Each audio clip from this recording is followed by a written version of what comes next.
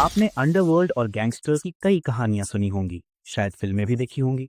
लेकिन क्या आपने रहमान डकैत का नाम सुना है? ये सिर्फ एक नाम नहीं, बल्कि कराची के इतिहास का वो खौफनाक पन्ना है जिसे लियारी गैंग वॉर के नाम से जाना जाता है। ये कहानी है एक ऐसे लड़के की जो लियारी की तंग गलियों से निकलकर जुर्म की दुनिया का बेताज बादशाह बना। एक ऐसा गैंगस्टर जिसे कुछ लोग मसीहा मानते थे तो कुछ शैतान। आज हम जानेंगे रहमान डकैत की पूरी कहानी, कैसे वो कराची का सबसे ताकतवर डॉन बना और कैसे सियासत ने उसे अपने इशारों पर नचाया। ये सच है उस खूनी जंग का जिसमें हजारों जानें गईं। हर अपराधी की एक कहानी होती है। रहमान की कहानी शुरू हुई कराची के घनी आबादी वाले इलाके लियारी से, जहां वो 70 के दशक में पैदा हुआ। उसका पूरा नाम था सरदार अब्दुल रहमान बलोच। वो जिस माहौल में पला बढ़ा, वहां जुर्म और हिंसा आम बात थी। उसके पिता खुद ड्रग्स के धंधे में थे, इसलिए बचपन से ही उसने अपने चारों ओर सिर्फ गोलियां और गैंगवार ही देखी। कहते हैं कि 13-15 साल की उम्र में ही उसने छोटी मोटी चोरियों से अपराध की दुनिया में कदम रख दिया था। लेकिन एक अफवाह ऐसी भी है जो आज भी लियारी में खौफ पैदा करती है। कहा जाता है कि सिर्फ 19 साल की उम्र में रहमान ने अपनी ही मां को गला घोंटकर मार डाला। उसे शक था कि उसकी मां पुलिस या किसी दुश्मन गैंग के लिए मुखबरी कर रही थी। इस घटना का कोई ठोस सबूत तो नहीं है, लेकिन इस कहानी ने अंडरवर्ल्ड में यह संदेश भेज दिया था कि रहमान के लिए कोई रिश्ता मायने नहीं रखता। जल्द ही रहमान ने लियारी के एक बड़े गैंगस्टर हाजी लालू के लिए काम करना शुरू कर दिया, जो उस वक्त ड्रग्स, हथियारों और वसूली के धंधे का किंग था।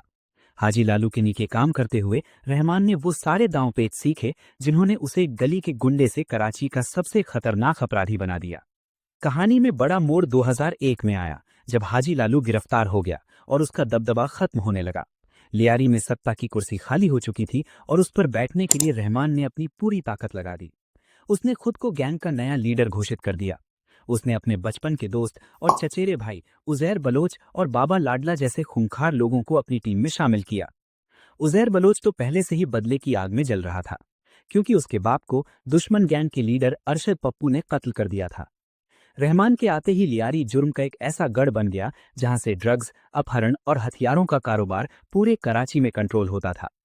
लियारी की गलियां एक नो गो जोन बन चुकी थी, यानी एक ऐसा इलाका जहां पुलिस का नहीं बल्कि रहमान डकैत का कानून चलता था। लेकिन रहमान की बादशाहत को चुनौती मिली उसी के पुराने बॉस हाजी लालू के बचे हुए गैंग से, जिसका नया लीडर था अरशद पप्पू। 2003 आते आते लियारी की सड़कें रहमान और अरशद पप्पू के गैंग के बीच लाशों से पटने लगी। यहीं से शुरू हुई लियारी की वो गैंग वॉर जो अगले 10 साल तक चली। ये एक ऐसी जंग थी जिसमें सरेआम कत्ल होते, बम धमाके होते और लाशें मिलना एक आम बात बन गई थी। अफवाहें तो यहां तक थीं कि रहमान अपना खौफ फैलाने के लिए दुश्मनों के कटे हुए सिरों से फुटबॉल खेलता था। रहमान डकैत सिर्फ एक वहशी कातिल नहीं था, बल्कि बहुत शातिर भी था। उसकी शख्सियत का एक दूसरा पहलू भी था। एक तरफ जहां वो लोगों की जान लेता था, वहीं दूसरी तरफ वो लियारी के गरीब बलोच लोगों के लिए एक हीरो था, उनका अपना रॉबिनहुड। ये उसकी सबसे बड़ी चाल थी। उसने लियारी के बेरोजगार युवाओं को अपनी गैंग में भर्ती किया, उन्हें पैसे, हथियार और एक मकसद दिया, इलाके की हिफाजत। वो खुद को एक समाज सेवक की तरह पेश करता था। वो इलाके में छोटे मोटे क्लिनिक खुलवाता, मदरसों को चंदा देता और फुटबॉल टूर्नामेंट भी आयोजित करवाता। लियारी के कई लोग उसे अपना रक्षक मानने लगे थे, जो उन्हें दूसरे गैंग्स के जुल्म से बचाता था। इसी दोहरी छवि की वजह से उसे लियारी के लोगों का वो साथ मिला जिसके बिना उसका जुर्म का साम्राज्य टिक नहीं सकता था। वो जानता था कि डर के साथ वफादारी का कॉकटेल राज करने का सबसे कामयाब फॉर्मूला है। रहमान की असली ताकत सिर्फ बंदूकें नहीं, बल्कि सियासत का वो सहारा था जो हमेशा उसे बचाता रहा।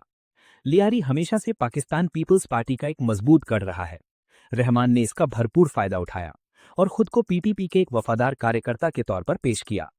वो चुनावों में पार्टी के लिए वोट पक्के करवाता और बदले में कुछ बड़े नेता उसे कानून के शिकंजे से बचाते थे। उसका सियासी कद इतना बड़ा हो गया था कि उसका नाम पाकिस्तान की पूर्व प्रधानमंत्री बेनजीर भुट्टो से भी जोड़ा गया। कहा जाता है कि 18 अक्टूबर 2007 को जब बेनजीर भुट्टो के काफिले पर कराची में बम धमाका हुआ था, तो रहमान और उसके गैंग ने ही उन्हें सुरक्षा घेरा देकर सुरक्षित जगह पहुंचाया था। हालांकि सरकार ने कभी इस बात को नहीं माना। साल 2008 में तो रहमान के गैंग को एक तरह की राजनीतिक पहचान मिल गई। पीपीपी की मदद से पीपल्स अमन कमेटी नाम का एक संगठन बनाया गया, जिसका सरगना रहमान डकैत था। अब उसके दफ्तरों पर पार्टी के झंडे लगे थे, ये जुर्म और सियासत का एक ऐसा खतरनाक गठबंधन था जिसने एक गैंगस्टर को लगभग कानूनी मान्यता दे दी थी। वो अब सिर्फ एक डकैत नहीं बल्कि एक बड़ी राजनीतिक हस्ती बन चुका था। सोचकर बताइए, क्या कोई गुंडा नेताओं की मदद के बिना इतना बड़ा डॉन बन सकता है? जुर्म और सियासत की ये दोस्ती कितनी खतरनाक है? नीचे कमेंट में लिखकर अपनी राय जरूर दीजिए। हर कहानी का अंत होता है और रहमान की कहानी का अंत भी उसकी जिंदगी की तरह ही नाटकीय और खूनी था।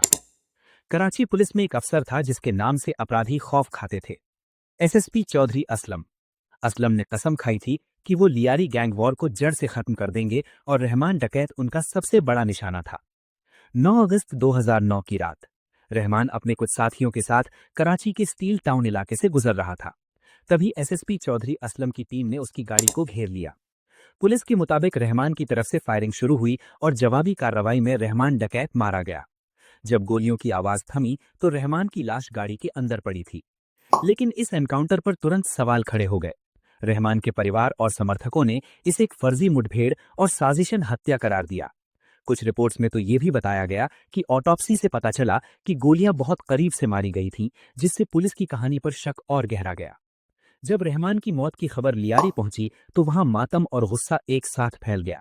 जिस आदमी ने जिंदगी भर खौफ फैलाकर राज किया था, उसका अंत भी विवादों और गोलियों के साथ हुआ।